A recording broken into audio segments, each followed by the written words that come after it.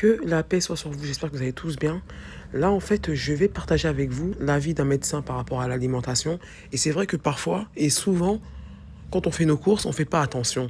Parce qu'on a pris l'habitude de mettre dans le caddie comme ça, sans regarder, alors que on met la mort dans nos caddies.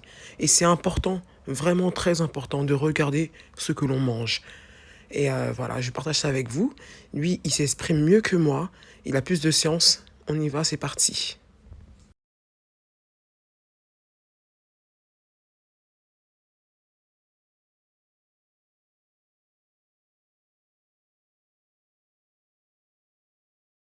Il faut bien comprendre, parce que c'est la base de l'alimentation, on en avait discuté ensemble, l'ultra-transformation, c'est quoi?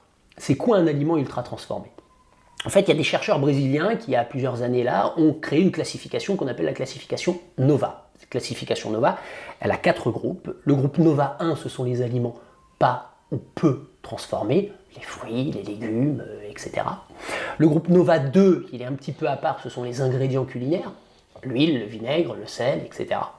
Le groupe NOVA 3, c'est des aliments qu'on dit simplement transformés, d'accord? C'est-à-dire que quand vous cuisinez à la maison, vous faites du NOVA 3, d'accord? Quand on a une conserve, par exemple, de haricots, on prend des haricots, on ajoute du sel et de l'eau, c'est du NOVA 3, c'est simplement transformé.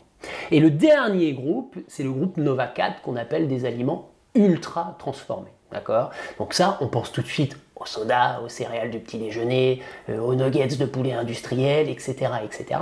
Mais ça, ce n'est qu'une partie, parce qu'il y a un des pièges qui est là, où l'ultra transformé, ça concerne tous ces produits-là auxquels on pense spontanément, mais beaucoup d'autres. En fait, vous allez voir que l'ultra transformation, elle se trouve partout.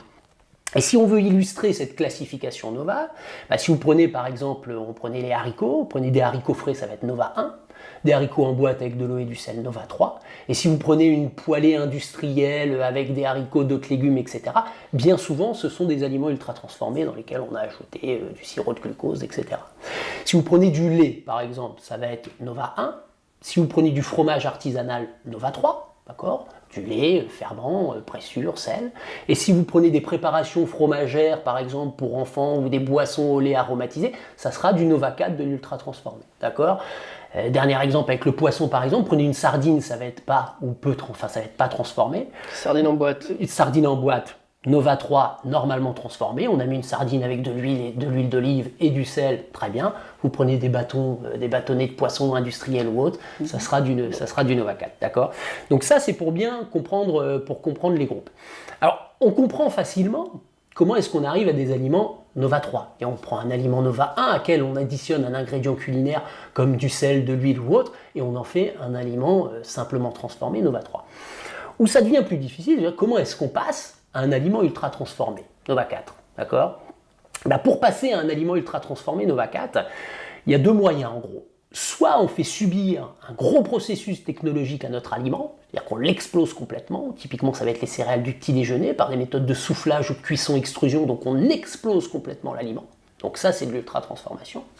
Et l'autre moyen de faire un aliment ultra-transformé, c'est d'utiliser ce qu'on appelle des ingrédients ou des additifs cosmétiques industriels. D'accord. Alors cosmétiques, vous en avez entendu parler, mais pas dans l'alimentation. Le matin, pour avoir meilleure mine, vous pouvez mettre quelque chose, pour sentir bon, vous pouvez mettre quelque chose, etc., etc. Vous maquillez en quelque sorte. Et bien là, on fait la même chose avec un aliment ultra transformé. On utilise des ingrédients ou additifs cosmétiques pour maquiller, pour rendre plus appétissant, pour avoir une plus belle couleur, pour que ça ait meilleur goût, pour vous donner envie de l'acheter ou quelque chose. Donc d'utiliser ces ingrédients ou additifs cosmétiques permettent d'embellir certains produits pour que vous ayez envie de les acheter, d'accord. Et ça aussi, c'est de l'ultra transformation, d'accord. Alors, je fais les questions et les réponses. Vas-y. Tu vas me dire, mais bon, pourquoi est-il aussi méchant avec les produits ultra transformés? C'est quoi le problème avec les produits ultra transformés? Le problème, c'est qu'il y a de plus en plus d'études là qui montrent, depuis maintenant, ça va faire une vingtaine d'années, qui montrent qu'une consommation régulière d'aliments ultra transformés augmente le risque de diabète, de cancer, de surpoids et d'obésité. Il y a même une étude qui a tout simplement montré que ça augmentait le risque de mortalité. Voilà. Donc il est là le problème avec les aliments ultra transformés. C'est que vraiment, c'est un pourvoyeur de maladies chroniques quand ça devient la base de notre alimentation.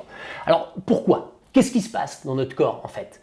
Il faut se remettre à, c'était en 1977, c'était Haber, il me semble, si je me souviens bien, qui avait fait une première étude en fait sur la pomme. vous avait demandé, par exemple, je vais te demander de manger une pomme, on mangera après un autre jour une compote, et puis un autre jour après un jus de pomme industriel. Et il a regardé ce qui se passait dans ton corps, et notamment sur le taux d'insuline, lorsque tu manges une pomme entière, lorsque tu manges une compote, et lorsque tu manges un jus de pomme normal, jus de pomme que tu as fabriqué toi-même. Et en fait, il s'est rendu compte que de quoi? Il s'est rendu compte que le pic d'insuline, notamment, était moins important quand tu mangeais une pomme entière que quand tu mangeais une compote, où il était un peu plus important à ce moment-là, et quand tu buvais un jus de pomme à ce moment-là, il était encore plus important, d'accord? Comment expliquer ça?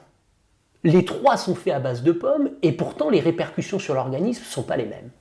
En fait, on part du principe, ce qu'il ne faut pas oublier, c'est qu'un aliment a deux dimensions.